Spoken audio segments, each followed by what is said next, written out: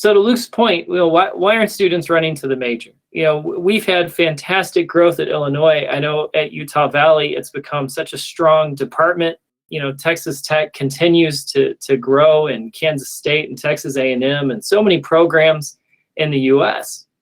And so, why aren't more students in it though, right? Why does my major? Yeah, we've grown from 85 to 105, but why aren't we 305? Luke had some really great ideas just on lack of awareness, and how do we then raise awareness on campus, and what are some things that programs can do to help continue this growth? When you look at most majors on most campuses, there are a lot of degrees to nowhere. So this should be the fastest growing major on campus, but the students don't know the program exists. Their parents don't know this program or profession exists. So for awareness, we have a lot of good professors around the country doing everything they can on their own campuses to try and create awareness. Awareness is clearly an issue on college campuses today, and probably starts in the K through 12 issue. I see in my 12 years of teaching in academic institutions, I've had 5 freshmen ever come to me and say they wanted to be a financial planner. So you have a disconnect, a divide between what students think they can do and what the opportunity set is in financial planning. Thus, the impetus for a presentation like this. There are financial planning professors that are torchbearers all across the country. You see pictures of them here on the slide that are carrying the torch and proselytizing financial planning across the country. But there isn't enough of us. I mean, if you even look at financial planning programs across the country, less than 2% of universities that issue baccalaureate degrees have financial planning programs. So this is an emerging profession. Bureau of Labor Statistics predicts this to be one of the fastest growing areas in the country. So there is an awareness that's coming, but I think students as freshmen entering the university don't realize the opportunity set that's there.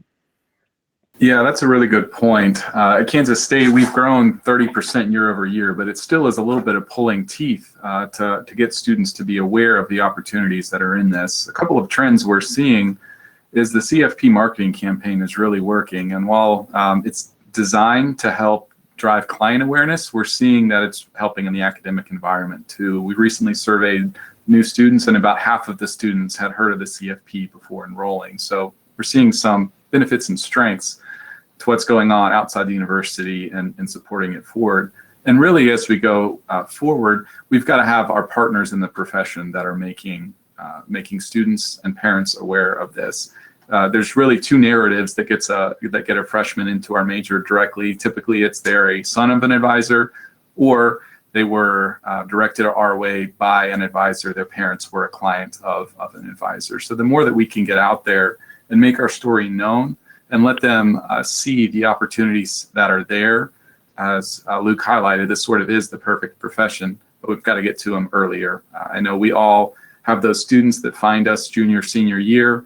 They want to major in financial planning, but then they have to start college over a little bit and extend it out, and that's just too late. And to echo that, we by far run into that situation where a bulk of our majors here at Illinois are juniors and seniors.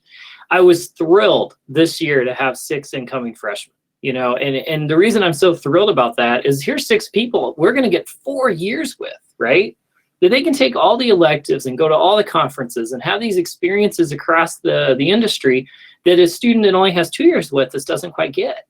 And so I think the more we can do to push into that K through 12 space, the more we can do to push in the community, the better off we'll all be. And Luke, I know you had a little story about some political headwinds that we've run into and wanted to kind of share a little bit about that. So as we were out marketing and reaching students one by one and talking to advisors on campus about what a great major we have, what a great profession we have, what great placement we have, students and their parents would start to ask questions and say, well, I've heard this about financial advising. I've heard this about financial planning. And so I would start to talk to them in a very transparent manner about how different companies approached financial planning.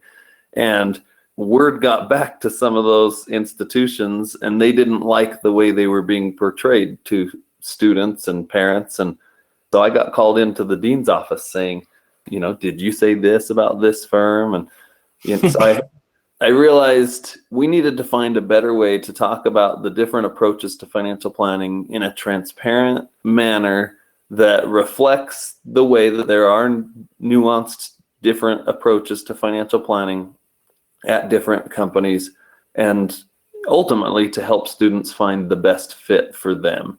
Yeah, and to that end, I think, Luke, you kind of just hit on the second issue here. And it's one of credibility and respect. And I think, to me, that's what drove us to create this presentation and be able to talk about the industry in a way, that so much of what we do is all about helping people and impacting the community, and trying to make the world a better place. But at the same time, there are elements of financial services that tend to be exploitive and aren't always good for consumers down the road. And so balancing these and saying, yeah, we're training a generation of ethical degreed planners who we'd love to become certified financial planners, and we'd love to join the Financial Planning Association and align with their code of ethics. At the same time, we need to navigate the world a little bit and say, okay, well, there are some firms who aren't really with the program yet, and there's other firms that are with the program from an ethics standpoint. And I think, to me, that second issue comes into play with credibility and respect.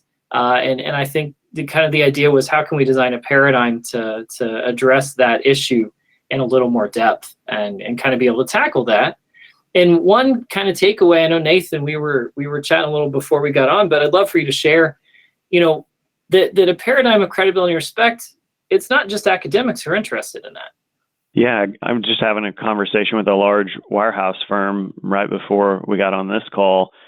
And they had heard about this presentation and were very interested in being able to communicate well to their constituents and their future employers. So I think this is a credibility that has a duality to it, that each one of the employers represented want to think about, how do we market to the next generation and how do we evolve? I mean, some of these financial services companies have been around for 100 years.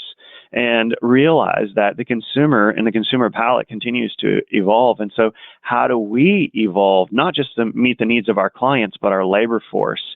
So I think this provides, again, a dual approach, one outbound and one inbound, to have a deeper conversation, to think about, how do we work with 5 generations in the workforce effectively?